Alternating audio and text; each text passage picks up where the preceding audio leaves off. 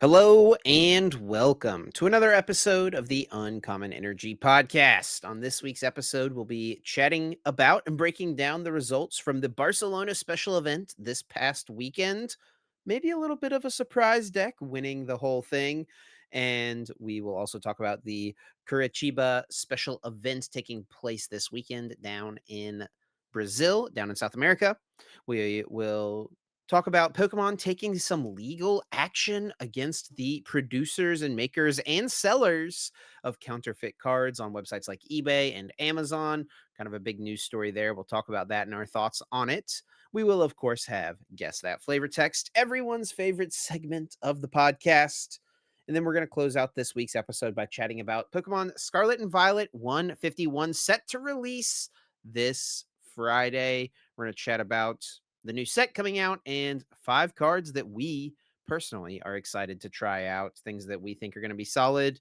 Let us know down in the comments. What are 5 cards from Pokemon Card 151 or Pokemon Scarlet and Violet 151 that you are excited about? And then, of course, we'll wrap it up and have a bonus episode exclusive over to our supporters on Patreon. Be sure to check out the Patreon if you want to get a 30-ish minute bonus episode every single week. My name is Chip Ritchie, joined here as always by my friend and co-host Azul Gigi. What's up, buddy? What's up, Azul? How you doing, man?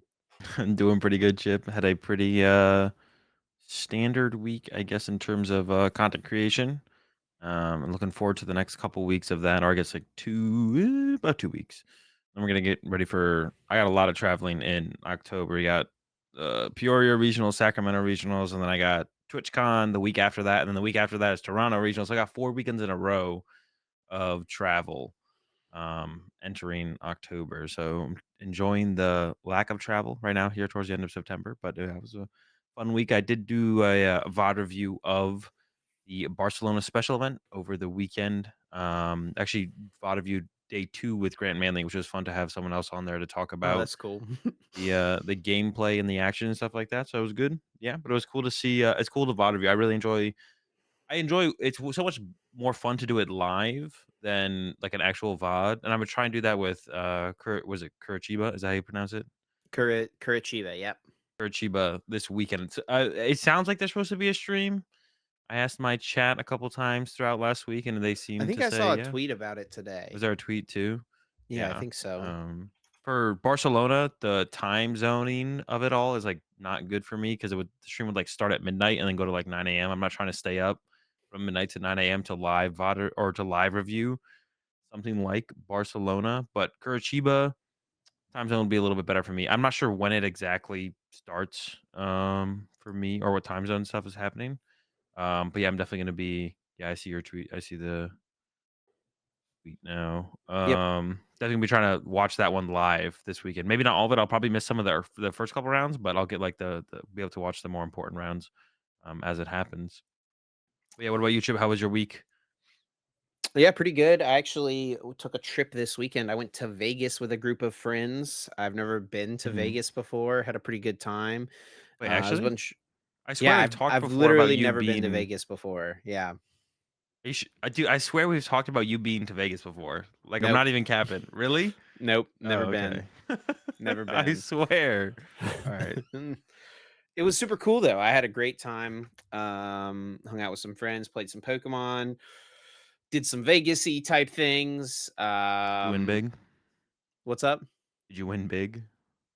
You know, I did not. And that is where we can leave that discussion. Some people come into Vegas with big hopes and dreams and then come home without those. And I came home without those, and that's okay. That's okay. No, but it was a fun time. It was good to catch up with a bunch of people, and yeah, truly was a blast. That's cool that you and Grant did that. I actually didn't realize you had Grant on to do that with you. That's definitely really cool. I actually, on my flight, Delta now is starting to like roll out Wi-Fi on some of these longer Mhm. flights, so you can like just watch YouTube videos on your phone during your flight. And Free I Wi-Fi watched, or yeah, are we through getting to that point yet? Wi-Fi. No, free Wi-Fi or is it not Free free? Is Wi-Fi it if you're like a Sky Miles member, but it's Oh, like okay, free to okay. become a Sky Miles member. you We know. got we gotta be so close to just, like, free Wi-Fi no matter what. One airline just gonna do it one time, and then everyone else is Yeah. gonna have to follow, so we gotta wait for that first airline to kinda Well, break and Delta's be like, kinda doing it, I think. I don't know, "We're getting but, close." yeah, I remember watching a video with MKBHD. Do you know who he is? A big tech YouTuber. That sounds Um, familiar, yeah. yeah, he's like like 15 plus million YouTube Oh, yeah, I know subscribers. who you're talking about. Yeah, yeah, I know who Yeah. you're talking about. And it was like a Q&A someone did with him on, and it was like the question they asked was like, why is Wi-Fi on planes like such a difficult thing for us to like make happen technically? And his answer was pretty much just like he thinks it's like super complicated, but I don't know like the exact thing. But it's like it sounds like they're getting to the point where it's going to be more of a doable thing, and it's not going to cost you like $20 or $30 for one flight to be able to do that. But anyway, so since I had Wi-Fi, I actually watched your VOD reviews on my plane of the Pittsburgh regionals because I think it's like super insightful for sure to like um be able to like see inside the mind of like why certain decisions are right, certain decisions are wrong, stuff like that. And Yeah.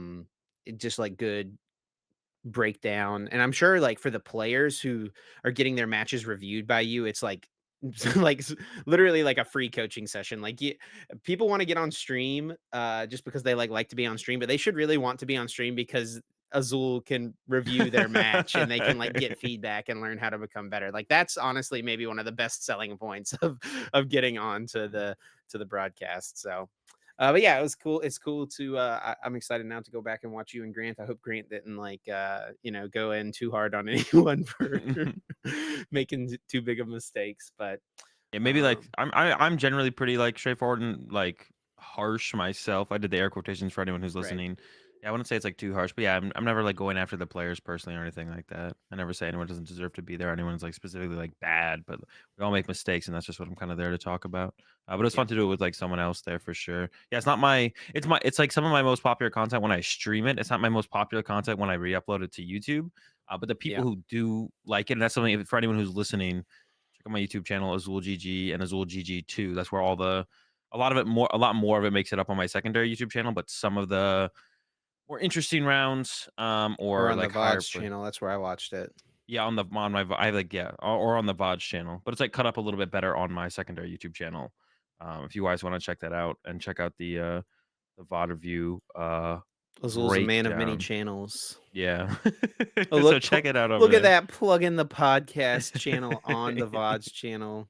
There you go. You love Yeah, to we got see them it. all. But yeah, the people who do like it seem to really, really like that content, for sure. So I definitely something I just want to keep doing. And then I know a lot of people like doing it live on the stream. A lot of people enjoy watching me do it live on the stream, but it doesn't not it's not as big of my biggest views do not come from that on my YouTube channel, but it's not a big deal. I'm gonna keep up with it and keep doing it. And so like I said, it's a lot more enjoyable when you do it live.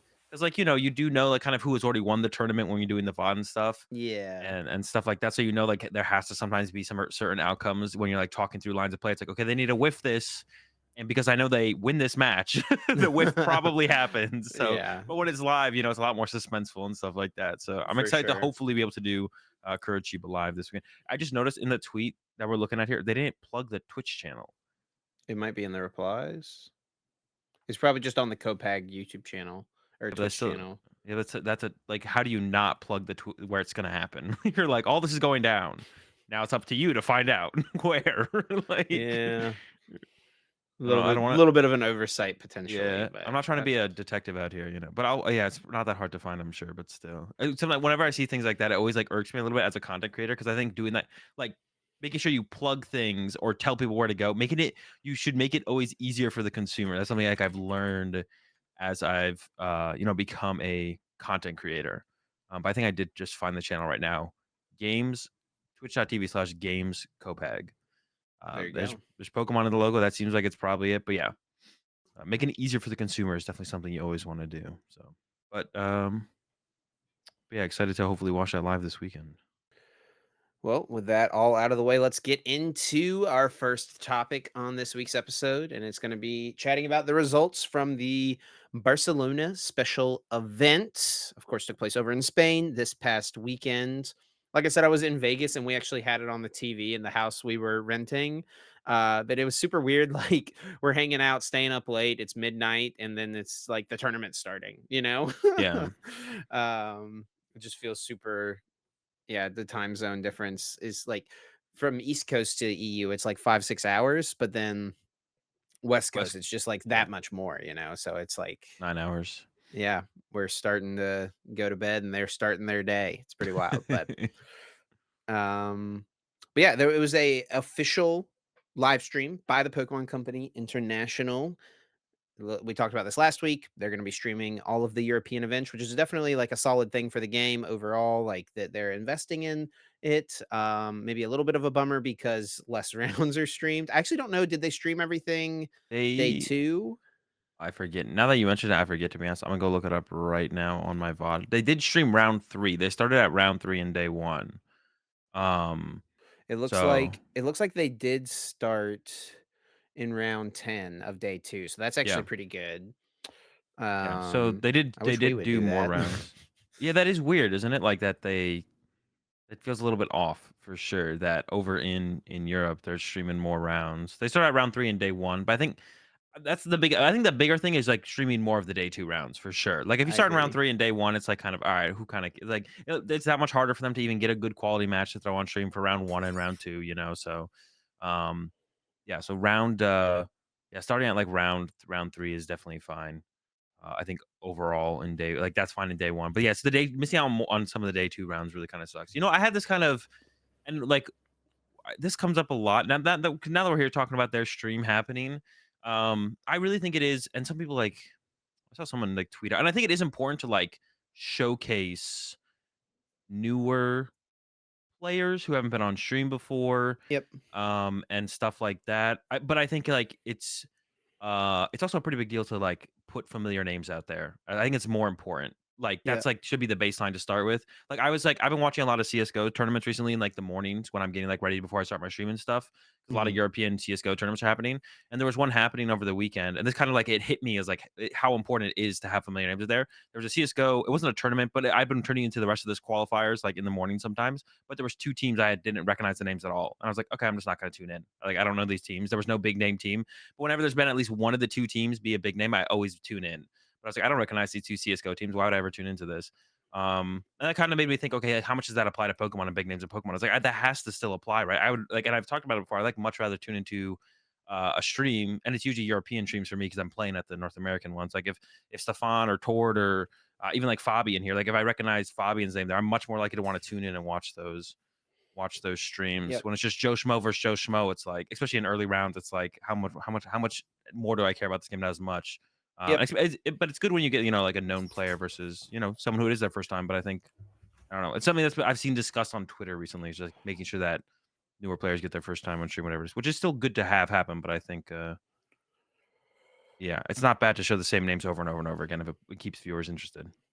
Yeah, I Something to mean, I watch. think it is important to do both of those things, give new people a Yeah, chance, but then also feature like the heroes that we already have, right? The players that yeah. we already know who they are. I just think And it's yeah, pretty and we do try to make a conscious effort to do like both of those yeah, things. Like we know going into a round when we're picking two players that people don't know, it's like, we're trying to build up a story of, maybe a new hero in the future, something like that. Like round 7 or whatever it was in Pittsburgh, we had, 2 players who we'd never had on before, but they were both like content creators, right? So like people who were yeah, involved in some way, one of them being a Pittsburgh local, right?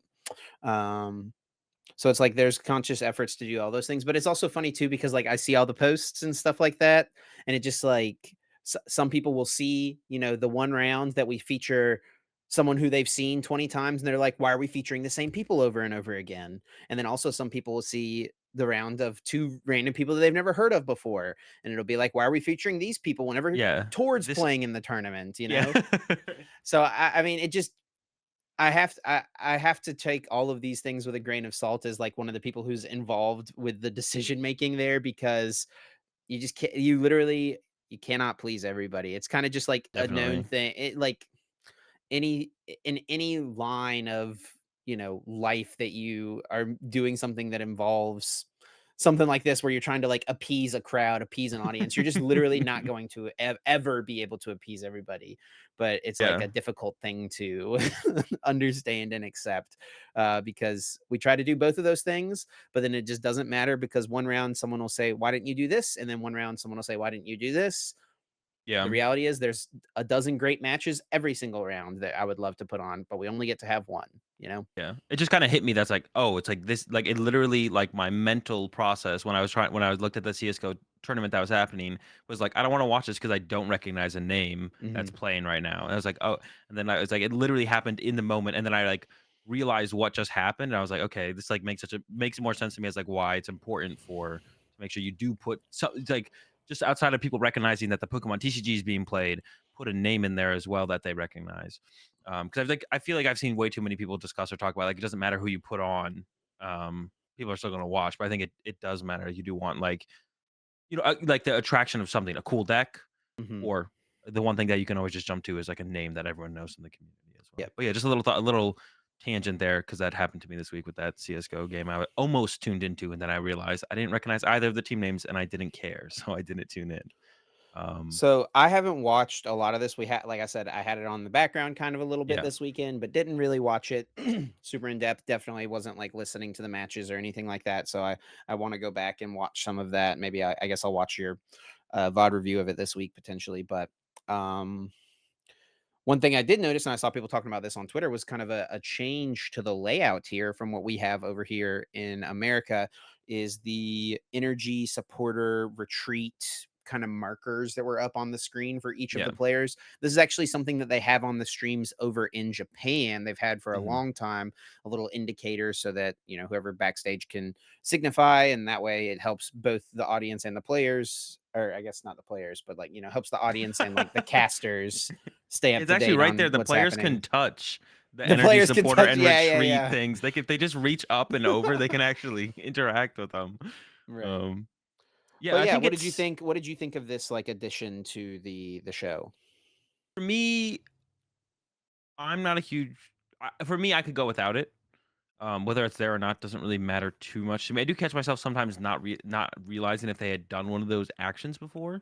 Yeah, Um, so I think it's fine that it's there. Yeah, they started doing it in Japan. Like I think just last season is when Japan started doing it as well. So it's not even like I been don't that long remember of for time in sure. Japan. Um, and but yeah, I think it's fine. It's probably better overall, like for newer players. Or people who just aren't following as much as the games are happening. Like usually, I'm like a little bit more intently watching what's happening because I'm like VOD reviewing the gameplay specifically. But I think overall it's probably a plus. I think like just the way it's laid out in this game in this way specifically is pretty poorly, I think, overall, because well, one thing is but the supporter what do you call it? What do you say? Supporter button? I was calling them buttons, but what do you call those things? Indicator. The Yeah, supporter indicator is indicator. a different shade. So it looks like the supporter is just used if none of them are used, right? So everything should be the same shade. And then I don't like that they're not attached to the graphic and they're kind of floating there. It's a little bit jarring and like distracting. That like the energy supporter retreat indicators aren't like connected to the rest of the overlay graphic. Yeah, I maybe think they that is could sit like right here or something like that. yeah, we were actually talking about it on my stream a little bit. It's like, how could they do it better? They could just do one and like they could stack them in the bottom left and bottom right corners as well. They could like stack them on top of each other and put them in the bottom left and bottom right corners. They could do stack them together and just use one set for both players and put it in the top middle, or something like that. But they're very distracting the way they're currently laid out. And then the fact that the supporter is a different shade than the retreat and the energy, if you just tune in, it just looks like the support has been used for both players constantly. So I think those are two things that should change. Connect it to the rest of the overlay in some way, put it somewhere. It shouldn't be too hard. There's probably a bunch of different good ways you could do it. Currently, it's too distracting, I think, where it's currently laid out. And then I don't understand why supporters are a different shade than the other two. But besides that, I think it's like probably a good thing to have on the stream overall. Like I said, for me, I can go with it or without it personally, but I think overall for the general viewer base, it's going to be a positive. Yeah, yeah, I think it's definitely a good thing. I'm not sure if we're gonna get this in the North American regionals or not. I would assume, if they're doing it, we probably should be doing it in the future, but I don't know for sure. So we'll Unless too many find people out hated in it and Peoria, I complained. guess. So, Yeah. I mean, I think um, if it was like if it was received positively, then they should only add it to the streams over here in North America. It seems like a weird disconnect to happen if they don't, but yeah. I guess we'll see Peoria coming up in a couple of weeks. I guess we can also wait and see. There's going to be the stream this weekend. It's not going to be an official TPCI stream for the Latin American regional For coming up Achieva. this weekend. Yeah, for Chiba, but they might have it as well. It'd be interesting to see if they have it on there as well.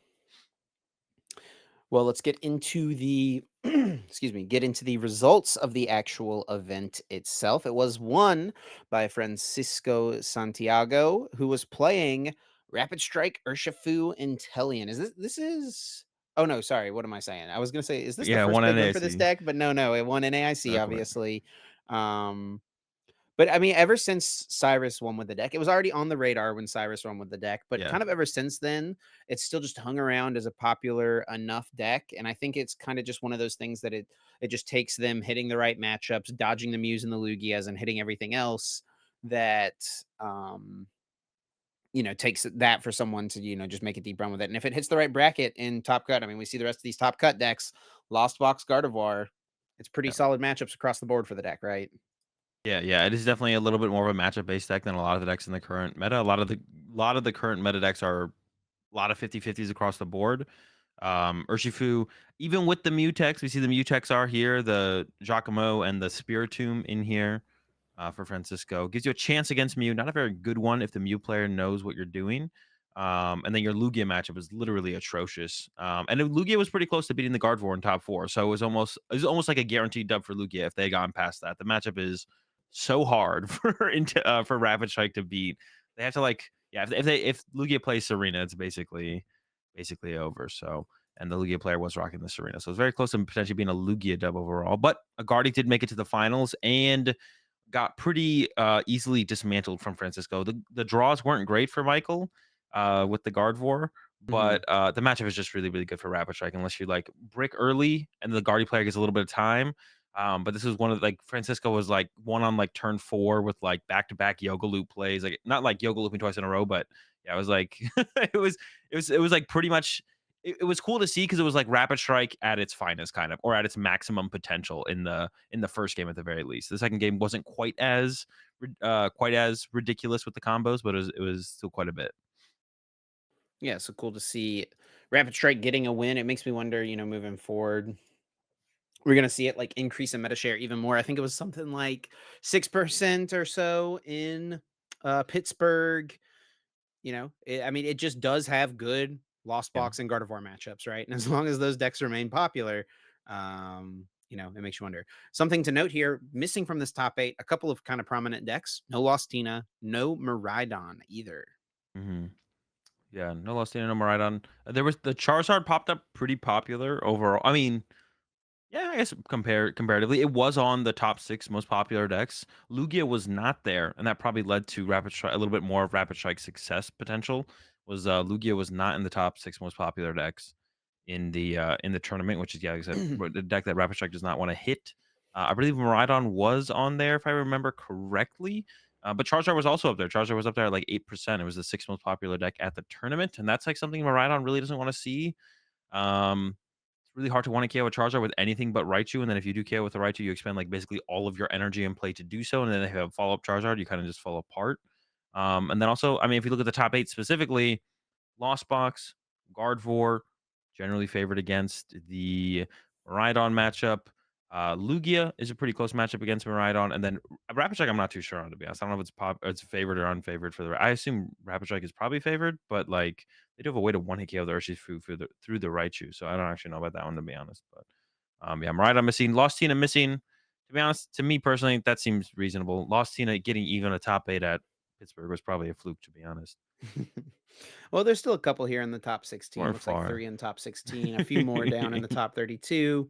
But I mean, not very many Miraidons. There's a couple more Urshifus hanging around here. Yeah. We do see some Charizards still popping up here. This is over on PokeStats Live, so it's not like 1,000% accurate necessarily. We won't know until the organizers release the deck lists. But I mean, some pretty good, notable players being on the Charizard. Kim Pobega from Italy, Yep. someone who's, been pretty successful in the past. Niels Jurgensen from Germany, another name I recognize with the Charizard. So it's like seems like some pretty decent players decided to play it for the tournament, and it just kind of shows like it's just a good card, right? Like the card is just like very Yeah. powerful. It just maybe Pittsburgh wasn't quite the right time for it. People have a little bit more of an opportunity to cook. The meta develops a little bit more, whatever it is. I don't think we've seen the last from Charizard EX for sure. But I think it is interesting that the list that did the best from Alberto here is one that is not kind of the standard list, right? It's not the Arceus with the Pidgeot is what the way we see most people playing it. It's actually using a Comfey Lost Zone box engine. I mean, it's pretty much just like a Lost Box deck with like a 303 Charizard crammed in here to make it work as well. So you've got Cramorant, you've got Sableye. Azul, what do you make of this version of the deck? It's interesting. I was actually trying out like a Lost Zone build pre Pittsburgh, and I feel like you get off like the turn 2 Candy Zard pretty consistently. I wasn't running it with I was actually running kind of similar to Kim's list, where it was like the Lost Zone stuff, but no Sableye, no potential for the Greninja attack, which is basically what Kim was running.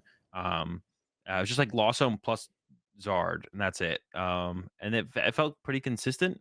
Um, with the Sableye and stuff, Sableye fixes like a ton of your math for sure, because that's like one of Charizard's biggest thing. We see people like playing like a Choice Belt and a Vitality Band to try and fix some of those weird numbers that come up with the deck to help you get cleaner KOs. And you do have to like kind of take a turn off to like attack with the Sableye.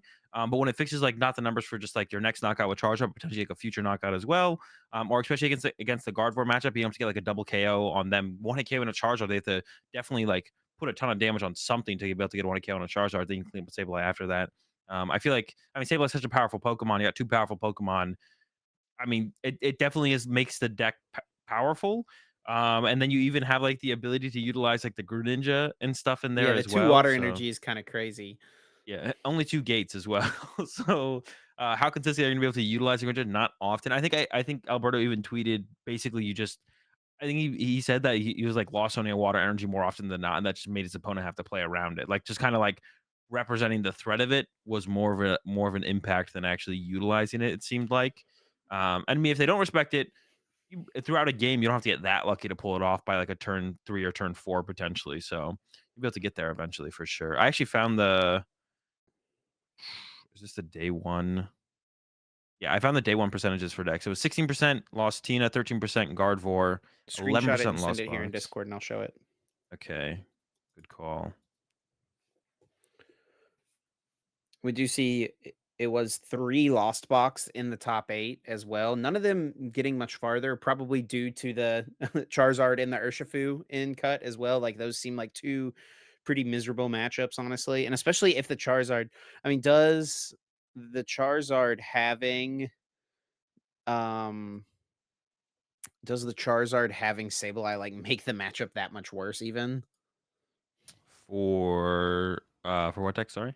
For Lost Box. Like, the fact that they've got this massive HP thing, but then also at the end of the game, they can, like, threaten the spread damage of Sableye? Or do you think it doesn't make Maybe that big of a difference in that matchup? probably not too big of a difference. I wouldn't imagine it does. Um Overall, I think Lost Box is probably content with with you. They want you to use Sableye, basically. So a lot For of the sure. lists we've looked at for Charizard are the, Lost Box version. So it does make me kind of wonder if the way the graphic in, like, the data gets broken down here, is that grouped in with Lost Zone Box here, less so than Charizard? Because this Charizard EX is shown Yeah. alongside Arceus, right? Yeah, where I don't know where they're going. Well, I sent you the day 2 stats as well. Maybe you Yep. could look at that versus the PokeStats live breakdown, because it says what there's 5 Charizard decks in day 2. How many Charizard decks are in day 2 here that are like currently listed on live? 1, 2. Well, see this, I 3. don't know Well, which version. just count all the Charizards and see how many. One, That's two, 3, three, four, 4, five. 5. Is that all of it? That's all of it. Yeah. And is all of So it. I think Charizard's probably being counted in that Arceus. I think someone in my stream said that that's what it was as well. I mean, I don't know where they That's got the good, yeah. information from, but one deck I did want to make note of was this is what I kind of said I think on the last podcast. Like Lugia almost feels like a deck that Europe won't play, and it wasn't in the top 6 most popular decks. I'm sure it wasn't far behind Charizard at the 8.4%. It was probably around like 7, right? But we Mhm. saw the day 2 conversion was very good then, right? It went from not on the day 1 graphic to the second most popular deck in day 2. Lugia was, so made its way up there. Kind of I feel like proving its power level in the current meta, which is it's a deck that I definitely think pretty highly of right now for sure. Because no one's really, I mean, the Temple of Sinnoh just don't exist. No one's doing it. We saw like one Temple of Sinnoh from Yeah, Bradner at Pittsburgh who got ninth, I but none think of the you would Guardians are have putting it back in. So I think you would have pushed harder to play Lugia in Pittsburgh if you, like, enjoyed the deck. yeah, maybe a bit. Yeah, it's just not fun to play. It's a good deck. I think it's very powerful right now. But if I can avoid it, like, if I don't think it's that broken, it's just such a miserable experience to play. Um, but I do think it is very powerful right now. Very good choice. Especially if, like, Rapid Strike winning, almost that none of no Lugia in the top or only one Lugia in the top 8 is Barcelona as well, and Rapid Strike winning, like, that even, like, adds, like, a little bit more, um, recency bias, meta manipulation to the meta. People are gonna look at that, and be like, "Oh, Rapid Strike won. It's such a good deck. I wanna play Rapid Strike." And then, roll up with Lugia, bop them, move on. There it is. Well, I mean, and speaking of meta manipulation or moving forward in the meta, there is the special event this weekend. So if we got any Regional, not listeners, special event. yeah, sorry, regionals down in Brazil this weekend. So if we got any listeners from Brazil or Latin America, anywhere that are headed down that way, what do you think they should take away from these two tournaments we've seen thus far in the meta? What do you feel like? I mean, we're not going to do the full tier list thing again that we did for Pittsburgh, but what are the Yeah. top tier plays in the format right now? Is Gardevoir still ranking that high for you as it was heading into Pittsburgh? Yeah, I think so, because I don't like expect Rapid Strike to get out of hand or anything like that. So I think Gardevoir is still, like, my tier S deck in the form. The reason I, like, have Gardevoir at tier S is just because I don't think it's, like, that much better than anything else, but the only bad matchup is Rapid Strike, whereas, like, I think Lugia is a really good deck. I think Rapid Strike, or I think Lost Box is a really good deck. I think Rapid Strike is a really good deck as well, but if there's too much Mew or too much Lugia, Rapid Strike suffers. If there's too much Lugia, Lost Box suffers. So, like, there's something, like, something suffers to everything. Gardevoir's only thing it suffers to is Rapid Strike, but the thing is, like, Rapid Strike is a deck that is a little bit more fragile in the meta than something like a Lugia.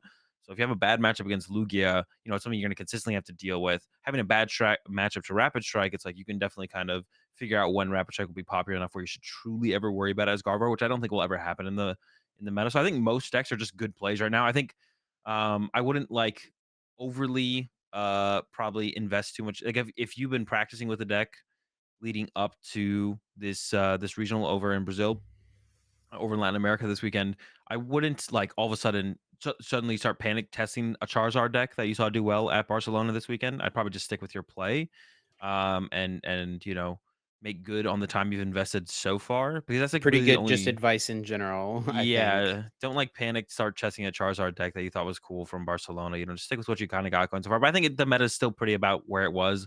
A lot of really solid plays right now. Still wouldn't be a huge fan of Lost Tina, but if that's what you invested most of your time up to this point, then you should rock the Lost Tina, I think, for sure. Because, like I said, I don't think it's, like, a bad deck. I wouldn't play it. But, yeah, I think everything's about in about the same spot as it was. Like, there's not too much more to change. I guess maybe you're a little worried if you, like, Rapid Strike was your deck going into the tournament, you may be a little bit more sketched out because it did win. Um, Sure. but I don't know if you really are too much. The meta's just so open right now. I wouldn't stress about anything too much. I think just kind of play what you've been working on. Yeah, there's so many decks in the format right now. It just kind of feels more like matchup roulette almost. Like, I mean, if you play really well, right? You just play one Uh of the solid choices. yeah, yeah. I mean, because like, but the thing is like so many of the good decks are just so close in matchup percentages to one another, Yeah, right? Like it's true. Gardevoir versus Lost Box, right? I mean, it's like what 55-45 one way or the other sometimes. It can go back and Depends who you forth ask. depending on what you're feeling or Lugia versus Gardevoir, a close matchup. Um, it doesn't really feel like there's that many like one-sided matchups, but the decks that have the one-sided matchups, it's like the Urshifus, right? Where it's you're Yeah, one-sided either one way or the other. So it really does that feels more like a casino play, of picking something like the Urshifu because you really are just hoping to hit the right matchups. Which there's nothing like necessarily wrong with that. And we've seen people have plenty of success kind of rolling with that. I mean, Francisco literally just won this special event yeah. uh, probably going into the event knowing, you know what, I've got these texts from you. Still a bad matchup. I lose to Lugia's. Lugia, but we're gonna roll with it and see what happens. And they end up getting the win. Yeah, yeah, definitely, definitely. Yeah, I don't think like, the meta's gonna be pushed so far in a direction that you shouldn't play Rapid Strike. I guess you could maybe make some analysis to potentially not. I would say, I guess maybe one deck that I would be a little bit wary about playing would probably be Miraidon. Just like Lost Box seems like it's almost gaining more steam, Mhm. and also Gardevoir, a little bit more popular post Pittsburgh as well, and both those matchups are pretty tough from Miraidon. I think even if you go back to like a Path Miraidon build, you're still struggling against the Gardevoir overall. And your Lost Sure. Box matchup has never been great. So I'd say, I don't know, maybe Miraidon had its moments in had its moment in Pittsburgh, and we won't really see it rise up again until maybe it gets like the. I guess there's only one more event to 151, so maybe the Zapdos CX will be enough to like give it a little bit more power to work with, which we'll talk Yeah. about that a little bit later. But yeah, Miraidon might be the one deck that if I looked at the way the meta's been going, I would say maybe Miraidon's checked out for this next weekend, but I don't expect a lot from it for sure. Yeah, we'll Also, I feel keep like our the Latin eye. American players really like Gardevoir as well. Like we see people like Gustavo, Pedro Petrucci, I think even like Yeah. Diego and stuff like that. Like this, most a lot of the top players, a lot of the Latin American players in general seem to be playing Gardevoir as well. So that'd be like another reason to not play Miraidon, I guess. Yeah, yeah, Gardevoir definitely still feels like it's gonna be a popular choice amongst the top players, pretty much no matter what region you're in. I mean, we even saw here in Barcelona, Tord did get top 8. Still playing Gardevoir, Yeah, still sticking with it. If it ain't broke, don't fix it. Pretty sick run of tournaments for Tord, honestly. I mean, second place yeah. worlds, top 32 in Pittsburgh, biggest regionals ever, and then top 8ing as the first seed, the special event here in Barcelona. But yeah, this will be the last regional championships of this format. The next regionals will be Peoria, which will have Scarlet and Violet 151 legal. Not something that I think is going to have a massive meta impact, but there are definitely a Hopefully it couple does. cards that are pretty dang good. And we'll talk about those later on To be honest, it would kinda in suck if the it episode. didn't, because now I'm, like, kinda realizing that I have 3 regionals in potentially just an extended format, which would kinda suck. Hopefully, something gets switched up from 151. I think Otherwise, it's Mew is just good enough that it, like, it's just like a makes tech card shakes it in, up a like, bit. in good current decks, though, you know what I'm saying? It's not like, although, like, It colorless Lugia changes become play though. It changes play, right? Which like I mean, yes, but, like, if you don't change the decks, the fundamentals of the matchups are still about the same. You know what, to be honest, if Mew makes every deck with Greninja, like, not good, I'd be fine with that. Like, that'd be a good shakeup. I'd be down for that. Like, slows the I don't format think it's down. gonna Maybe happen. battle VIP pass isn't as important. That's not gonna happen. Yeah, fair, fair. We gotta wait for rotation on that one. To be honest, this is, like, the one time I kind of wish rotation hit sooner because, like, I definitely was a fan of. I'm definitely the fan. I've been a fan of the idea of getting us more synced up with Japan for forever, and it seems like that's happening. Right, the set release of Paradox Rift is like a week after the the effective set in Japan, right? And then our Mhm. rotation has followed Japan last season, and we haven't heard anything about rotation this season, and usually you hear about Right. it before World. So our rotation is 100% going to align with Japan this year. So it'll be in January or February, I assume, which is good. But to be honest, if we got like an early rotation this year and then went back to like the matching up with Japan next season, I wouldn't hate that because then Battle VIP Pass would be gone and we could Whatever gets move on from VIP it. pass out sooner is what Azul Yeah, is voting dude, for. if they just banned it, to be honest, like, I mean, they're not going to do that, but I would be down. I'd be down. Restricted to one of or something like that. Yeah, A spec pass. Ace Do it. pack pass. Okay, well, with all that being said, we can move on to our next topic. We will, of course, next week be talking about the results from Curitiba. So you definitely want to stay tuned next week for that. We'll keep our. Do you want to do a prediction? I guess real quick, what deck we think will win? Yeah, we could do a Just one prediction little quick here. prediction. Yeah. Um we could do two in there. We could do like what deck we think will win, or should we separate it maybe? All right, look, we Let's could just do roll with it. We're not making the what decision all right, live what deck here. will win? Yeah, Uh there's just too many good players. I'm going with Gardevoir. Too many good Latin American players play Gardevoir. It's got to be the Gardevoir. yeah, I feel like that's a solid choice. For me on my end, I think I'm gonna pick. I guess I'll just pick Lost Box to be honest. Feels like the other safe choice kind of besides that. Like you said, it does feel like Lost Box is picking up a little bit of steam right now. I don't know if it's the Kyogre or just kind of turbo. It feels like even after Estrada won with Kyogre, it didn't really affect much that happened in Barcelona. I didn't feel like, we didn't see like Manaphy's and Mews, I don't feel like, did we? Or anything like that. But Just Lost Box in general feels solid, probably Turbo Box. Yeah, definitely. Actually, we should go back on our or am I tripping? Did we have any predictions last week for I think all we did was what players we thought would do the best. oh yeah, who'd you end up picking? Do you I picked remember? Stefan and Adam Hawkins. I don't even know if Adam Hawkins was there, to be honest. Yeah, I'm not sure. I picked Owen. Owen, I think, Yeah. lost the one and in. I picked I Owen thought Owen didn't and make it, or was that Brennan that didn't? One of the brothers didn't even make it to the tournament. I think they both ended up going. Yeah, because I think Brendan made day two, lost the one Oh, into top eight, and okay. Owen didn't make day two. I think they were debating not going, is what I understood from the tweet, because like their flight got canceled or something, and then they had to like But they get a new made it flight. work. Yeah, and then the other one I picked was Magnus, and Magnus was in day two. Yeah, I Um, think we're gotta give you the win there. I don't yeah. think either of my 2 players made it into day 2, unfortunately. let's do It one. just be like that. Let's do one more prediction real fast, and let's pick a player. Which player do you think will place highest? Who's your pick for a highest placing player? Um, my pick for highest placing player, well, I wanna pick someone who I think is gonna play, um Well, it doesn't have to be Lost Box. It says just have to place higher than the player I pick. yeah, but, like, I'm gonna double down on my investment, you know what I mean? Yeah. Let me just look at the Who leaderboards real quick, who scroll do through you some of think these will names. who do you think will also play Lost Box and place very well? Right. Let me look at 2023 because a lot of these names 2024 right now is like Early cup players who are grinders. the cup grinders. Yeah, exactly. Oh, Yeah. Fabrizio. I feel like Fabrizio. Fabrizio only plays Mew, so Oh, that only would not plays be Mew. I'm tripping then. Okay, I'm misremembering. well, I mean, maybe as of late hasn't, but like Fabrizio's the Mew demon for sure. What you go ahead, you pick first. All right, well, I'm gonna. I was gonna keep it simple and probably just pick Petrucci, but I'm gonna go with Pedro Petrucci. Yeah. I was gonna be Also, simple and Pedro pick likes guard. Pedro, I am so kind of I'm gonna doubling just down pick too. Pedro. I'm kind of doubling down on mine too because Pedro has been playing a lot of guard for. So Um, I guess I'll go with William Azevedo here. William kind of changes what he plays pretty regularly. You know, he's bouncing around between a lot of decks. He doesn't usually. He has been playing Gardevoir most recently, it looks like, but he played quite a few different things last year. Um, so maybe he'll hop off the Gardevoir train and move over to move over to Lost to Box. the Lost Box.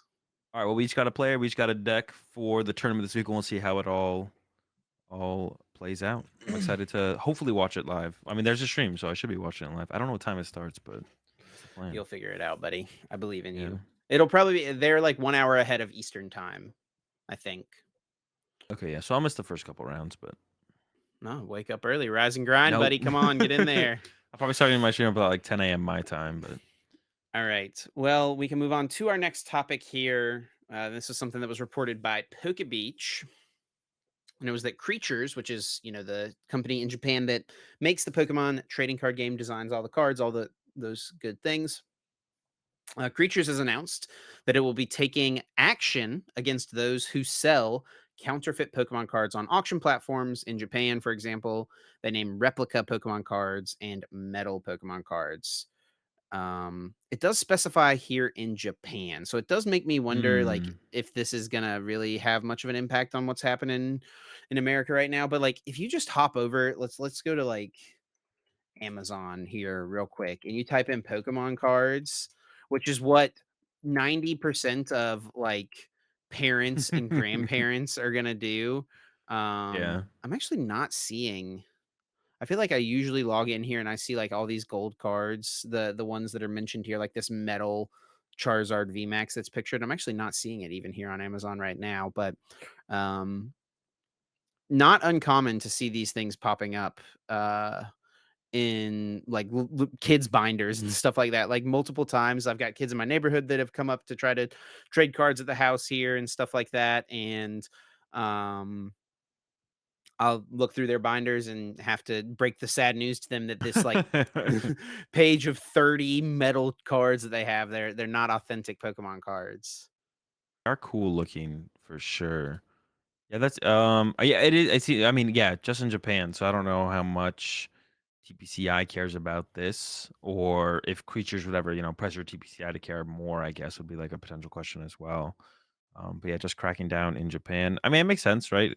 I wonder how far that ever goes in terms of just shutting down non-official Pokemon stuff as well. But um, I'm sure they're not ever like they're not trying to go to extremes. I guess it's maybe just like the cards more so in general. Um, auction platform. Is this so eBay? What else Yahoo is an Auctions. auction Yahoo platform? Auctions is huge in Japan. Oh, really? Yeah. Is eBay as big in Japan, or is Yahoo like the? Mercari. It's not as big, but it is in Japan. It's just not as big. Most people who sell on eBay in Japan actually like sell overseas to Americans.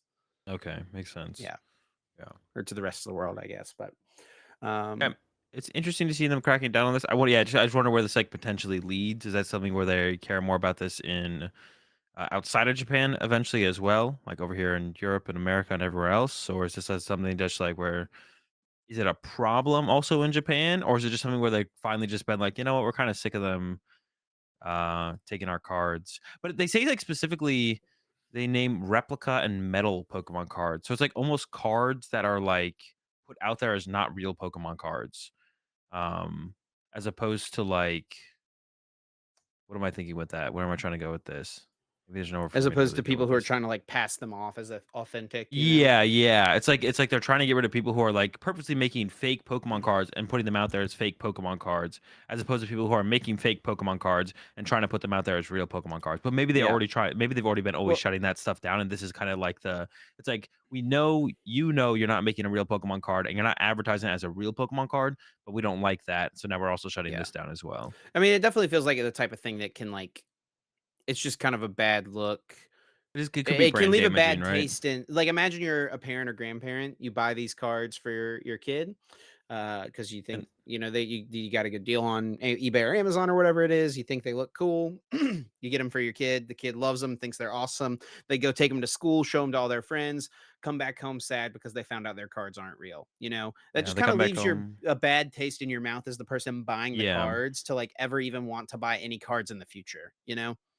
Yeah, they're like, "Trainer Chip told me my cards are fake." Bro, Trainer Chip is dead, come on now, get with the program. Chip Richie told me my cards are fake. Oh, yeah, that makes sense, that makes sense. Probably more of a problem than, like, any other, like, Pokemon products out there that are, like, non-official Pokemon products. In their statement here, I mean, it does specifically say counterfeit items interfere with the integrity of their products. Cause I mean, it's just Yeah. in general a bad look, I feel like. Yeah, yeah. Because it still has your product name on it. It still has your characters on it that, um, you know, and Pokemon, you know, we know as people who've been involved in the game community or whatever for years and years, like they are extremely protective of their IP, right? Yeah, yeah. Yeah, I guess that's just why I'm, like, interested is, like, why now? Is it seem that they care more? Because like, this has been going on for a long time, right? This isn't, like, a new thing where these fake cards have existed for a while, but it's, like, now all of a sudden they care more. So maybe it's just become more it's just, like, escalated to the point where they're like, "Okay," before it was like, one person, Joe Schmo, was making fake gold Charizard cards, and they would pop up now and then, but now it's, like, gotten so big that they take notice, which I guess is usually how these things work, right? When something gets big enough to annoy them, then they're gonna take action.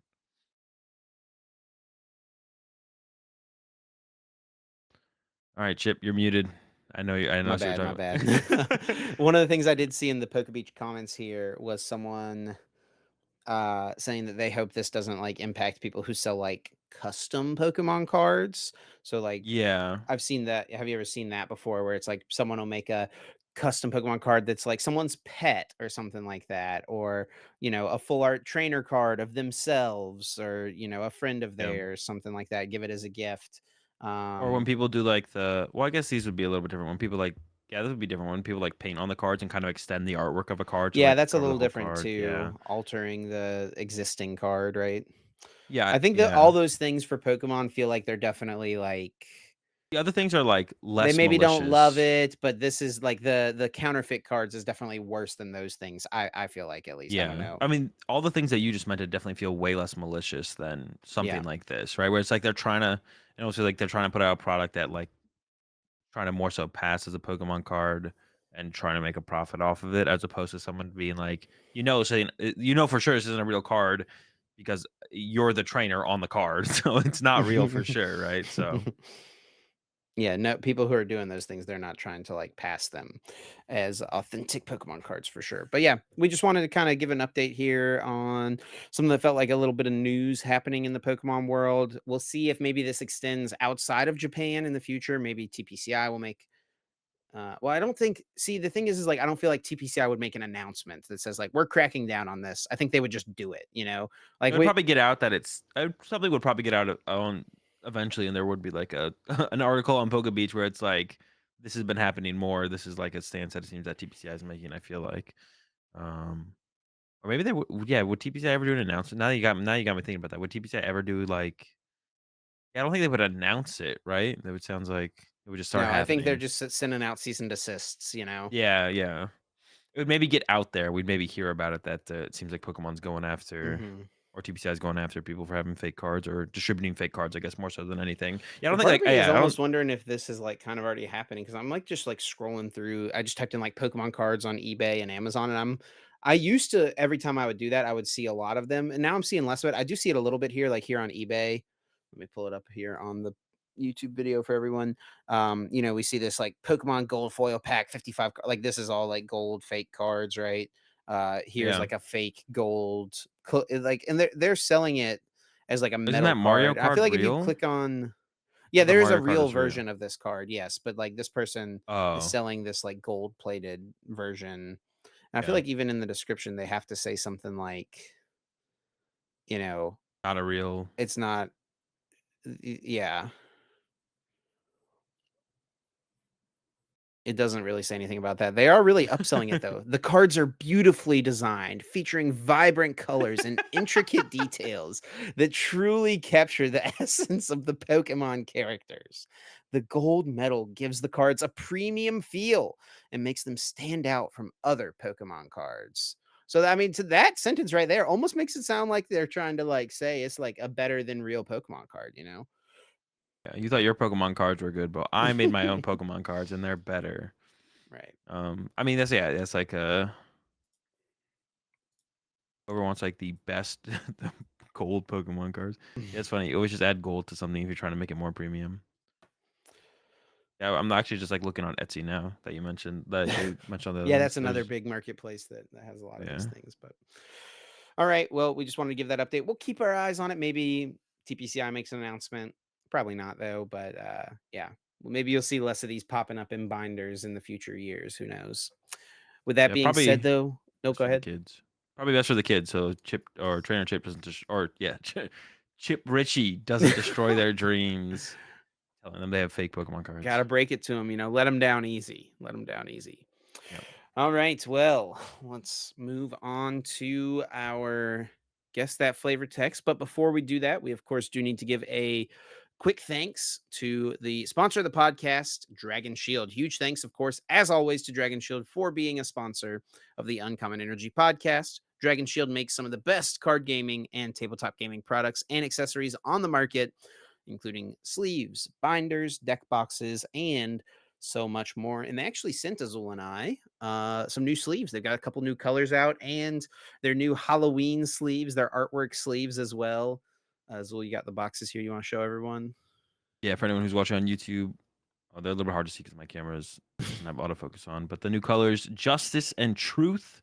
It's like a gray silver and then a brownish gold. Kind of like copper almost. Yeah, yeah. But the new colors hooked it up as always. Yeah, always appreciate Dragon Shield for hooking us up with the newest products, the newest enlacing. Yeah, then they also had the artwork brush sleeves, which unfortunately you can't use at Pokemon Tournaments. Do you think that'll ever change now that like that's much? Do you think Probably they'll not. ever let us? Probably not, right? Yeah. Well, they would never let it on stream. I don't think for There's like not a sure. reason for them to change that rule, but Yeah. yeah, Well, I've actually been thankfully, using I've been using a lot of the artwork sleeves recently because I have built a couple Lorcana decks, I've built a couple One Piece decks, and I've got, these artwork sleeves that I've been sent over the last couple of years that I can't use for Pokemon decks. So I've been using them for those decks and they actually feel pretty good. It does yeah. I would be down to use some of them. I've got these on one of my One Piece decks, the the like panda dragon. This guy's sick, you know. I would definitely rock these if I could, and they actually feel really good and shuffle good and feel like good quality. But yeah, unfortunately, you can't use them at official Pokemon events. Yeah, yeah. Shout out to Dragon Shield as always for sponsoring the podcast. You can check them out at dragonshield.com/webshop/US or EU. And as always, they're available literally everywhere else. Local card shops, Amazon, Walmart, you name it, they're there. Go get yourself some Dragon Shield sleeves, just not the artwork ones if you plan to play in a competitive Pokemon tournament. But if you're playing in a One Piece tournament, you can go and rock them. Yeah, and with that said, let's move on to guess that flavor text. It's my turn this week to pick a card for Chip to try and guess which Pokemon belongs to the flavor text I'm about to read him. If Chip gets it right on the first guess, or gets it right without using any lifelines, Chip gets 4 points for each lifeline used, minus 1 point. Lifelines are what set the card is from, what stage the card is, read an attack name. Chip, are you ready for this week's flavor text? Hit me with it. Let's go. I think it's very possible you just get this one Oh, so sick. because Let's it get it. feels it's like lore heavy. So if you just know the lore, then I feel like you just know it. All right, it brought rains by opening portals to another world. It was revered as a bringer of plentiful harvests. You didn't get it immediately, so I feel like Ooh. you don't just know it. But that's what I'm saying. Like when you read that, it's like Yeah, yeah, yeah. okay, there's No, just this like one. feels like it's definitely like a mythical Pokemon, is what my guess is. Like maybe some legendary, but probably like a mythical Pokemon. I'm leaning towards like Manaphy right away, but I don't feel like in the lore, does Manaphy come from like different worlds? I don't know that for I don't sure. I know. mean, in the fact that you said it's like a bringer of rainwater, definitely Well, feels it doesn't like say it's from another world. It just brought it by opening portals to another world. okay. But like I don't know that I Manaphy know someone necessarily over does there. that. I What don't know. read me the flavor text one more time. It brought rains by opening portals to another world. It was revered as a bringer of plentiful harvests. I don't know if Manaphy knows anybody in other The worlds. bringer of plentiful harvest line is what's kind of catching up with me here, and I think like Would that just be based on the rain, though? well, okay, you're trying to like trip me up. I feel Well, like I'm just here, saying, like the rain is the plentiful the rain harvest. leans me into like thinking about a water That's how stuff Pokemon, grows, Chip. Like right? But the plants need rain. the bountiful harvests thing really sounds a lot like Shaman, to be honest. I feel like and it could be Celebi as well. I think either of those two. I think those are my three front runners. It's probably like Celebi, then or sorry, probably Shaman, then Celebi, then Manaphy last. But I just don't know that any of these Pokemon are opening up portals. I think Celebi is the one who's most likely to be opening up portals. Um, Why is Manaphy open up portals? I want it why? like what? I Does don't Manaphy think open it up is. That's portals? what I'm saying. I don't Oh, I think thought you said it Manaphy is was. opening I thought you said it was portals. most likely. No, no, no. Least likely. I think Least likely. Celebi is most likely to be opening portals Bro, because Fion, Celebi is aren't also a Manaphy and psychic Fion type. like connected? Why is Fion not in your thought process there? Is Fion just I aren't don't. they like the I same think thing? Fion is like baby Manaphy, pretty much, right? Something like that. Is I it? don't know as much of the lore about this section. You're definitely just trying to distract me and trip me up, though. So I need you to be quiet. All right, I'm gonna use a lifeline here, though. I'm gonna just start with what set the card is from. It is from Arceus. Platinum Arceus. Okay. I feel like it just has to be Shaman then. Okay. I'm gonna walk in Shaman. Let's see it, Azul. It is not Shaman Chip. What? No. I'll Oh. go through the last couple lifelines here for anyone who's listening, and then you can have one more guess if you want Chip at the end for 0 points. It is a stage 1 Pokemon Oh gosh. with an attack Hyper Beam. You got a final guess, Chip? A stage one With Hyper Beam. from Arceus. No, I don't think I do. I mean, All right. It yeah, go ahead. is Bronzong. But of course, the bringer of rain and plentiful harvests. Bronzong. How could you Bruh. forget? But this is one where I read it. I was like, if you just How is know it, you anyone just ever know gonna it. get this immediately? I mean, I was like, I don't know. You decipher stuff pretty elaborately sometimes. So I was like, if you get to asking the other lifelines, I was like, well, if you ask stage 1, then you're gonna lock it on that. And then I was like, the two attacks were wide laser or hyper beam. I was like, well, if I say wide laser, I feel like that probably I don't know why that would tell anyone it's Bronzong, but I was like, that seems like a more specific attack than Hyper Beam. So I was like, I'm Does gonna look at Hyper Beam Bronzong attack. even learn Hyper Beam in the games? Like, I would assume so. Is that actually like canon with the cards? Like if the Pokemon can't learn in the games, do the cards ever have the attack? I don't know. Are you gonna look that up right now? Can you I'm gonna learn look up Hyper if Beam? I'm just looking up if Bronzong can learn this Hyper Beam, right? move in like Platinum. I assume it can. I just assumed that was actually always a thing. But now that you mention it, I actually don't know. I don't even know. I just thought it was like canon to the video game. Whatever the cards had as attacks, they could also have in the video game. But I guess I could see the. I mean, the card game is different to an extent, of course. But It can learn Hyper Beam in Generation 4. man, come on, Chip. You I should ask a know. couple more questions. You definitely would have been off Shaman and Celebi pretty fast. You think you would have ever got I to would have never Bronzong though? gotten this though. I Really? Even definitely with would have never gotten this. okay, yeah. I All wouldn't right. have thought of Bronzong as a Pokemon that knows Hyper Beam. I let us know if you got I feel like this was a kind of hard one to be honest. So if anyone listening got Bronzong as your guest, definitely let us know. Yeah, let us know down below. And then, yeah, we got 151 coming out this week. I'm excited to play with the set. I do like 12-hour streams usually on set releases. And I plan to still stream on Thursday when the set drops on PTCG Live. It won't be my normal 12 hours though, because like I forgot I had a dentist appointment scheduled for L. Thursday, and I was thinking about canceling it, but I was like, you know what? I haven't been to the dentist in well, that's not true. I went for a checkup to this dentist. I hadn't been to a dentist in like 5 years. I mentioned this on the podcast until I had my checkup, but my teeth are fine. They need to do like a little bit resurfacing of my fillings, and like I have to get my cleaning, of course. But that's what I'm going in for on Thursday, my cleaning. But I was like, I probably shouldn't postpone it. Like I know the new set's coming out, but I was like, I probably should just get it done, get to it. So 151's coming out. Not going to do my 12-hour stream like I usually do, but they're doing something new with the packs, and that's like the no. For anyone who doesn't know, the Japanese packs have God packs where I every don't think card. every set does though, I think it right? does. I could ask Lorelai right now if you want me to. Is she I in think here? so. No, but I can, I can, I can bring her on the pod real fast for a A guest cameo. appearance, a Yeah. celebrity cameo. Yeah.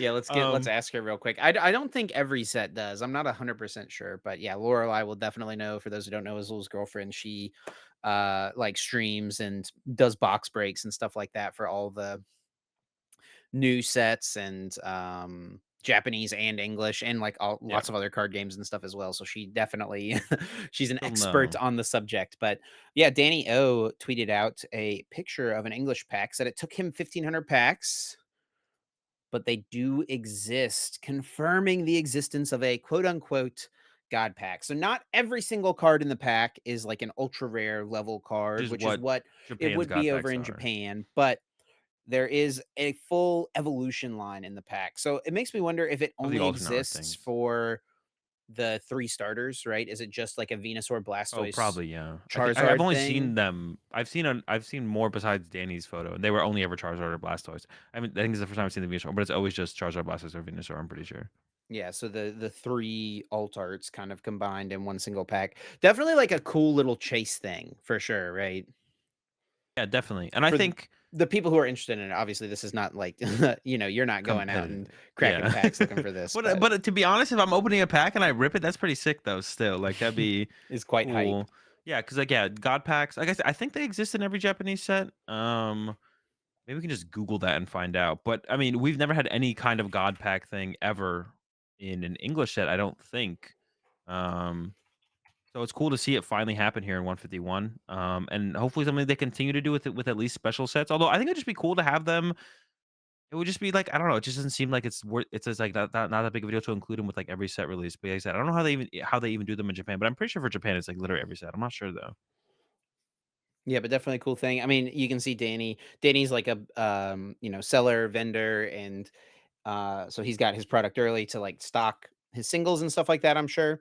Starting cracking packs, and it took him 1,500 packs to make this happen. And I mean, this is a set that there is no booster boxes for. I think it's just the Elite Trainer boxes that Yeah, for the special sets, do they have 11 packs in them now? Is that right? I think they're I have 11 no clue. Is it packs. only ETBs? Is that the only product for right now for 151? No, there's also booster bundles, which is like a new thing they started doing midway through the Scar or the Sword and Shield era, where it's pretty much like the same type of box as a build and battle kit, but it just comes with 6 packs, so it's just a booster bundle. That's probably the best and quickest way to just get your hands on a bunch of packs. So I wonder what products these came from. If Danny, what was he cracking mostly?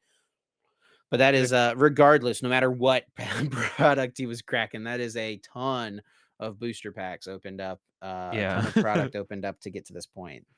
1,500 to find the God pack. I did a quick Google search. It looks like probably God packs are not in every Japanese set.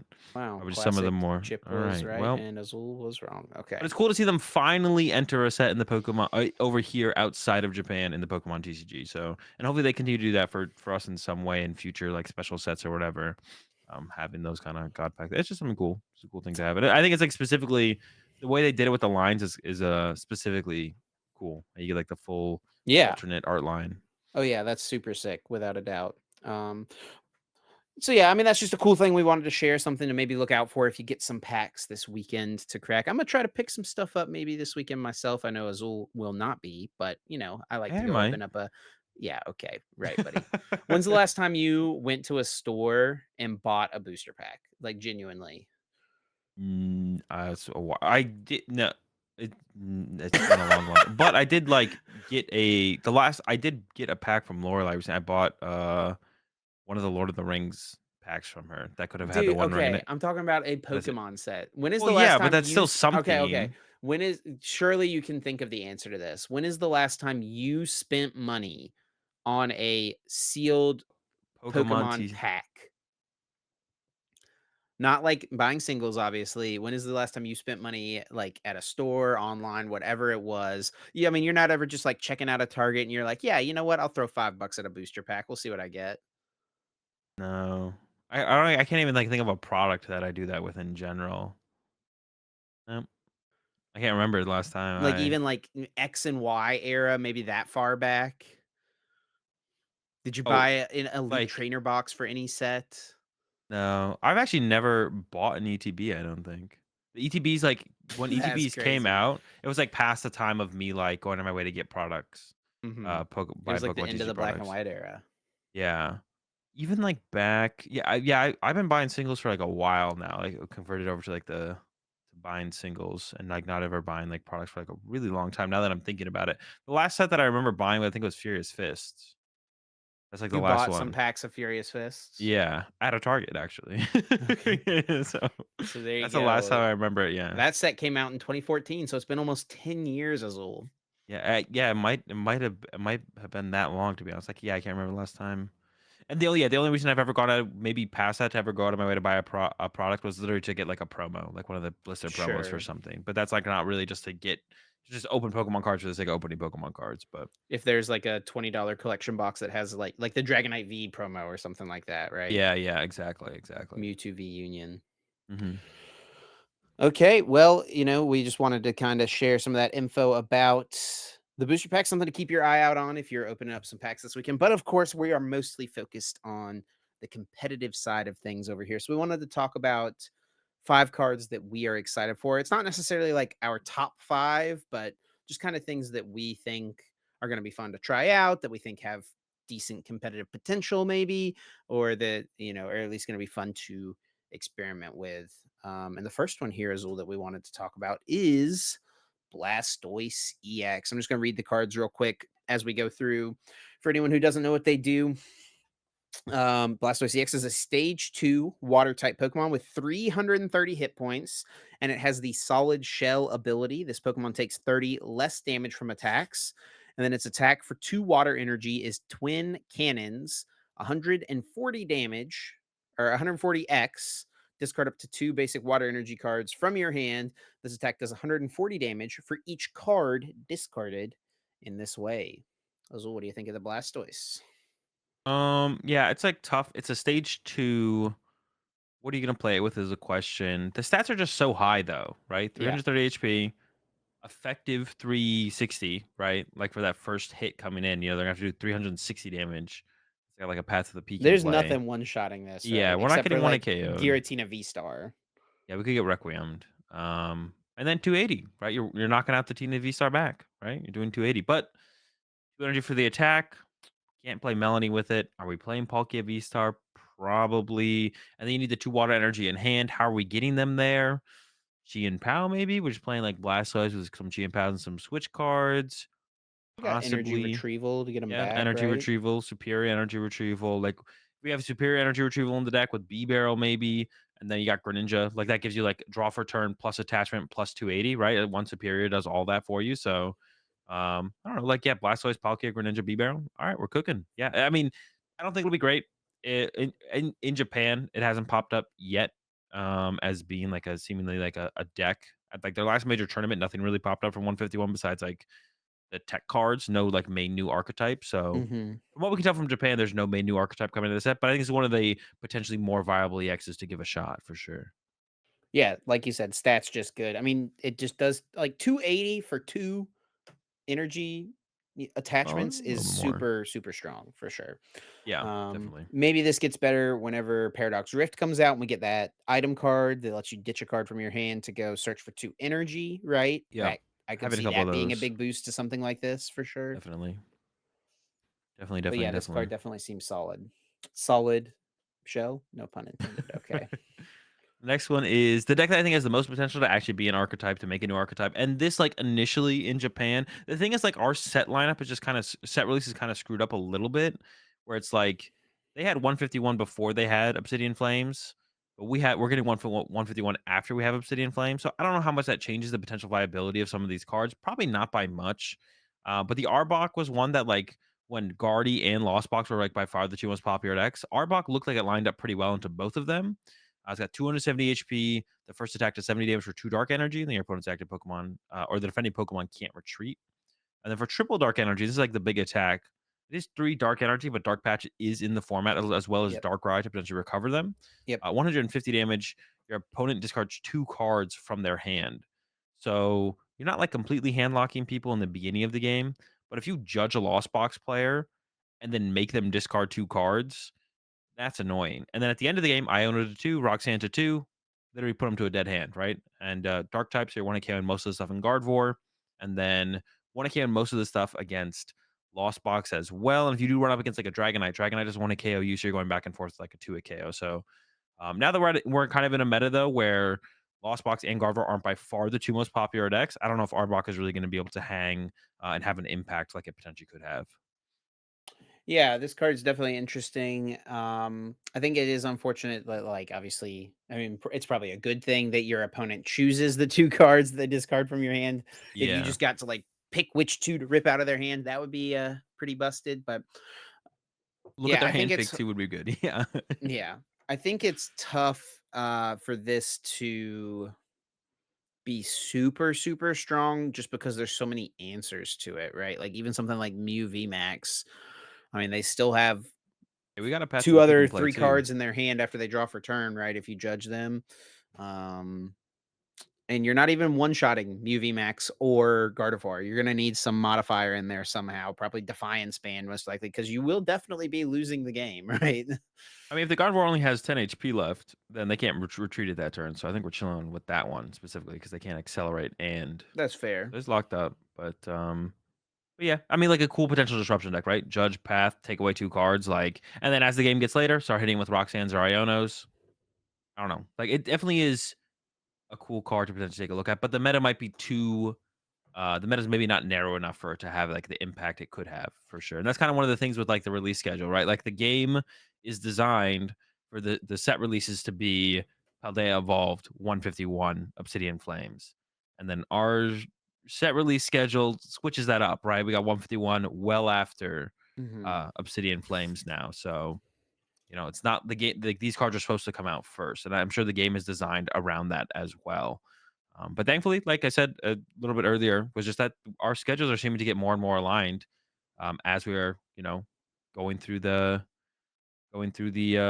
current seasons or this last season into the season. Our release schedule with Japan is getting like more and more aligned up to the point where it seems like Paradox Drift is being like released like a week apart. I'm pretty sure, so we're getting Honorable mention real quick to Wigglytuff EX. there. Look it up, but I think that card is not too bad. It can definitely get a lot of HP. The next card we do want to talk about, though, is probably the most unique card in the set as far as Yeah, doing something that's never been done before in the Pokemon TCG, and that is Alakazam EX. It's got Mind Jack, which is just a solid attack, 90 plus damage. This attack does 30 more damage for each of your opponent's benched Pokemon. So, you can get up to some pretty reasonable numbers with that for two colorless. But the unique part of this card is its dimensional manipulation attack for two psychic energy. It does 120 damage, and this Pokemon can use this attack even when it is on the bench. Pretty unique effect. We talked about this card when it initially came out. As we are getting into the set release this weekend, Azul, what are you feeling about this card as far as its potential? Yeah, initially when it released, like, the idea of the dimensional manipulation attack was, like, really cool, but as we've actually gotten closer to the card coming out, it's like, I don't know, 120 damage, and there's not that many things you could sit in your active to have that big of an impact, I guess. Also, your opponent could just boss his orders up your Alakazam. Right. And I feel like being weak to dark right now is, like, not particularly great as well. Lugia, stuff like that has dark attackers, I don't know. Yeah, it seems the attack is cool. It leaves kind of I guess it feels like it leaves the door open for more cards to have an attack like this in the future. Now they've thought of it, they realize they can put it on a card. Maybe we'll actually see like a good card come out in the future with it. I don't think Alakazam is that card. But I think you can make some cool decks with it. You can leave like Empoleons in your active, you could leave Miltank in your active, you could leave Mimikyu in your active, you could Hmm. leave who else we got? Did I go through them all? I think gotta be someone else. Got Those someone are else we leave definitely in the the active. big ones.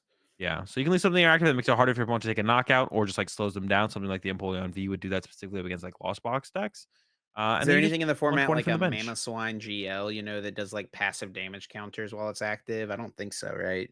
Not that I can think of. You can't really even do anything with like block Snorlax because you're always hitting the active as well with the Alakazam. So, Yeah. otherwise something like that could be cool. Or maybe you could do some kind of weird deck where you like trap something with block Snorlax, hit it for 120, and then you What if it boss was something like else you up. can use this attack from the bench and you can do 120 anywhere? And it would make things more interesting for sure. For some reason, Too I thought that's what good? it did. Too. I mean, I don't know. I don't know if it would be too good. Maybe. I mean, I don't think so because I feel like this would be one of those decks where I could easily tech for it, right? Like maybe for Mhm. one tournament it would show up with like Alakazam block Snorlax, and it would just destroy the tournament. And it's like, okay, from there I'm just gonna put a switch card in my deck. That kind of reminds me of like the when me and DDG played the control Zoroark deck that Danny won LAIC with that year. We played that deck knowing no one had Switch in their deck. But after that tournament, the control Zoroark deck was bad because everyone just played one Switch and the deck was all of a sudden bad. So, Sure. um, something like that could be good. But yeah, the only 120 to the active, I don't think is enough. So, Yeah, unique card, but probably not good enough. I think the we door's should have open for the mentioned we future. should have mentioned Wigglytuff instead of this. I don't know. It's kind of like the cool. It's like yeah, like you said, it is definitely the would you even say coolest Most new thing? unique Most card unique. There we go. Yeah, most unique card coming out. So I think it's worth mentioning for sure. for sure. But yeah, it probably won't have the impact that it would be probably have been pretty cool to have seen. But the next one we'll talk about, which we'll probably see play, but it is just kind of like a tech inclusion card, is the Zapdos EX. It's just going to slot right in, probably as a one of into Miraidon decks. And we actually already saw it see some success at the tournament in Japan, 3,000 player tournament. Miraidon took it all down. They included the Zapdos EX alongside the Halucha to be able to abuse it a little bit better. It's got the ability Bolt Float. If you have any lightning energy attached to the Zapdos, it has free retreat, so it can be like a consistent pivot alongside being a decent attacker. And the attack is 120 damage, and then does 90 damage to one of your opponent's bench Pokemon that has any damage counters on it. So that's why they include the Halucha if you want to get a more aggressive attack off with it in the early game. But they can also clean up knockouts later in the game as well. So just kind of a card that's just going to increase the power level of Miraidon. I see this just kind of just being immediately included as a one of. There's not really any other lightning deck in the format to take advantage of this, though, which kind of just is the Miraidon deck. Yeah, and I feel like if you're playing this, you definitely should just include the Halucha for sure. Just give yourself at least that option. It's like such a small I think this card just Yeah. naturally kind of fits decently in Miraidon anyway. And With it Lost just feels Box, like bench their just Manaphy. one card inclusion that can give you such a big burst if your opponent doesn't respect the potential of you putting it out. Now, I Yeah. also could see just like not playing this card. You've got Mew EX coming out, and that can just be your free retreat pivot in the deck and also be a Yeah. good attacker for you. It's a little harder to get the Mew into play because obviously you can tandem unit down the Zapdos. You can't do that for the Mew, but Mew is probably just overall still the more powerful card. but the Zapdos is certainly cool. I could see not playing it at all, but I think it probably is worth playing at least at the start, and I definitely would include it with Halucha. Yeah, yeah. It definitely seems like a pretty easy one of inclusion. But like you mentioned, you could be good in there as well. And that's what we saw from the list over in Japan. It was not only rocking the Zapdos, but probably what is the going to be the best card out of the set, and probably a pretty good card for a pretty long while. Unfortunately, it's not bringing us a new arc. The best card from the set usually brings us a new archetype. I feel like this set. I don't think we're going to see. We might not see a new competitive archetype, but yeah, the Mew EX 180 HP. It's got the restart ability. Once in your turn, you may draw cards if you have 3 in your hand. So anyone who is familiar with the Instruct Orangaroo, it's back on the Mew. A 2-prizer this time around, though. Probably for the best, to be honest. To have that powerful ability, probably best on something that's a little bit more of a liability. And then for Once the attack, again, the disrespect to Cricketune V is just unbelievable right now. to be honest, yeah, but Kricketune didn't have a good attack. Triple Colorless Energy, Genome Hack, choose one of your opponent's active Pokemon's attacks and use it as this attack. So not too ridiculous. Has to copy an active Pokemon's attack, but it's pretty good in like the back and forth of some matchups. You know, like we saw this also being played in that tournament in Japan in Lugia. So against like I don't know. If you go up against like a T-Tar or anything that hits really hard and you're going back and forth in a 2-prize trade, you can come up and swing back up against like a Miraidon deck. Miraidon does 220. Mew EX does 220 back. It's the KO on the Miraidon. And then also something that Cricketune does not have that Mew does have. And also we don't really have a tool to support Cricketune right now, like the air balloon that we used to have. But Mew has free retreat cost.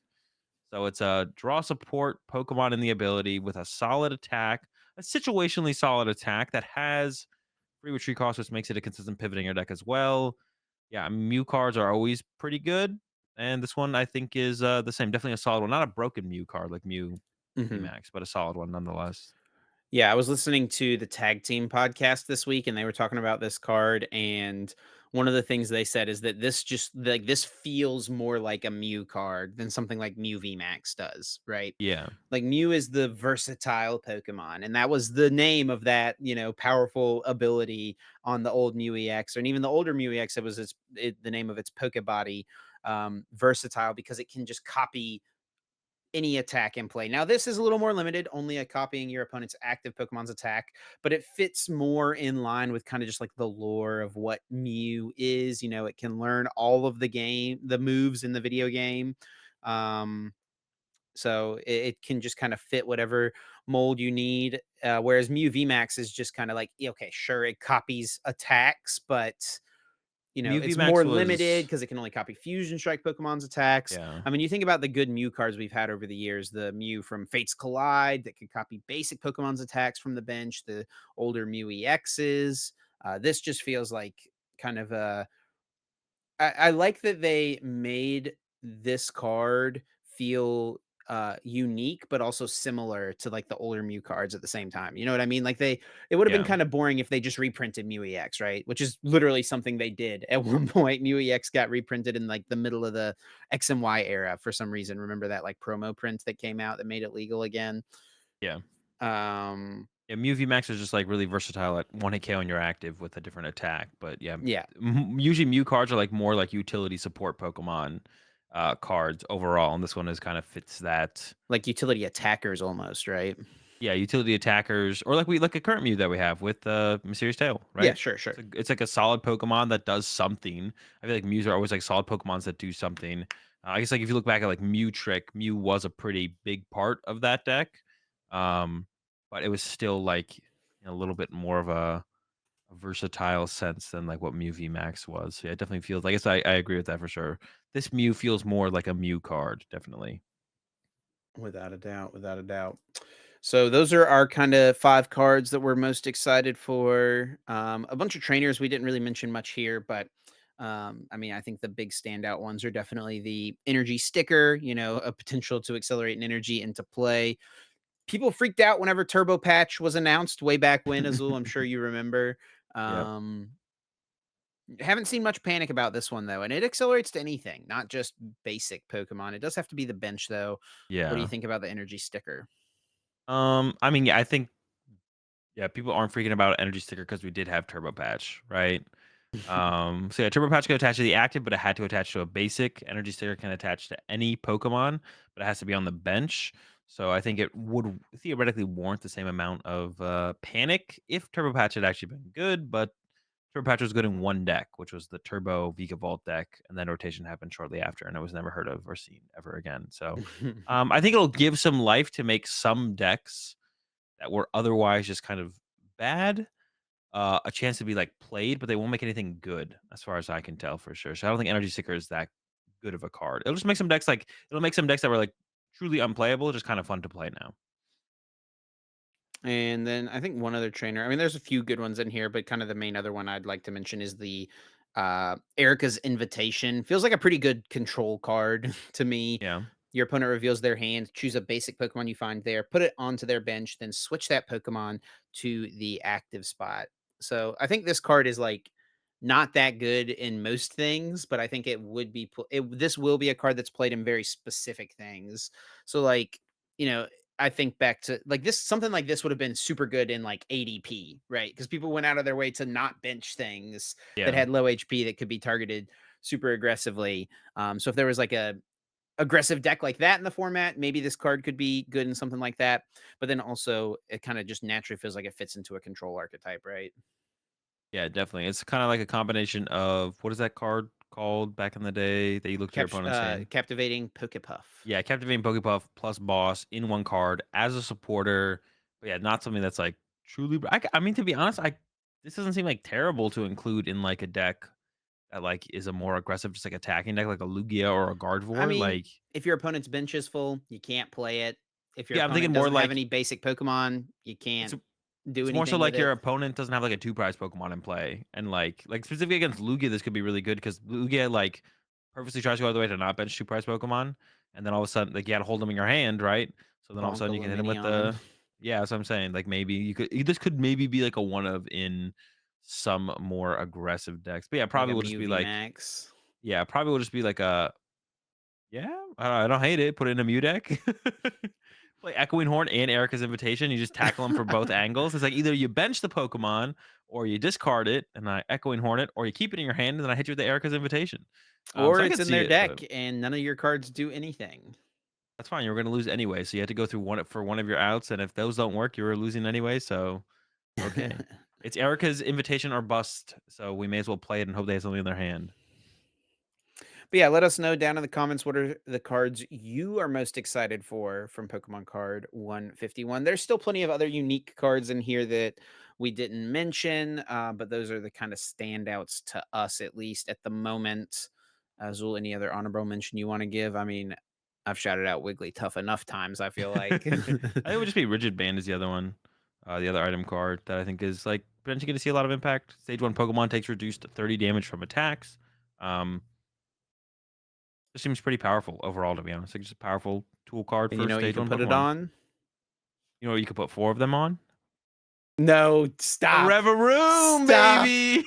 No. And you know how Reveroom can finally get its energy acceleration, get its energy to actually attack. The stupid patch card. The sticker quad rigid Sticker. band Reveroom coming to a PTCG Live ladder game near you. Azul, if that's not the first thing you stream when this set comes out, I'm gonna be disappointed. It probably won't. The first thing I'll stream will probably be some kind of Arbok deck because I just want to try and make Arbok work. Oh, well, with that said, I think that is gonna do it for this week's episode. Azul, you got any closing thoughts or anything? You ready to send it out? Yeah, no, thanks everyone for watching. But yeah, I don't got anything. Chip, send us away. Yeah, thanks a bunch. Of course, as always, to our listeners, everyone sticking around, listening, checking out the podcast. If you do enjoy, please be sure to leave us a rating. If you're listening somewhere or if you're watching here on YouTube, drop us a like, a comment, all those things. We asked like a lot of questions this week, I feel like, about wanting people's opinions in the comments section. So drop those comments. Let us know favorite cards from 151, all those things like that. If you want to stay connected with us, the best place to do that is over on the website formerly known as Twitter. You can follow myself at Chip Ritchie, Azul. That's a better way to call it than calling it actually X. I like that. The website formerly known as Twitter. I like I don't that. remember who I heard say that. I did not come up with that. I cannot claim that, but I don't remember who I heard say it initially first. But yeah, you can follow myself at Chip Ritchie, Azul at Azul_GG, and you can also follow the podcast at @uncommon_energy. It was another Wednesday episode this week. We should be back to a Tuesday episode next week, knock on wood. Hopefully. Um, but yeah, Week I mean, I after think it's that, pretty yeah. safe to assume if you don't hear from us on Tuesday, it will be a Wednesday. Maybe we Yeah. should just like update like once a week instead of like having a hard like Tuesday. Because I feel like, especially in October, dude, we're gonna have a really hard time getting these out on Tuesdays whenever we're traveling literally every single weekend. It might be tough. The only one that I'm gonna definitely have to do Wednesday episode will be the week after Peoria, but the other ones I think I get back on Sunday, so I'll be good. But Okay, we'll make it work. We'll make it work. try to make it work. Um, appreciate the support as always, Hopefully, everyone. hopefully Tuesday. But yeah, catch y'all next week on Tuesday. Most likely.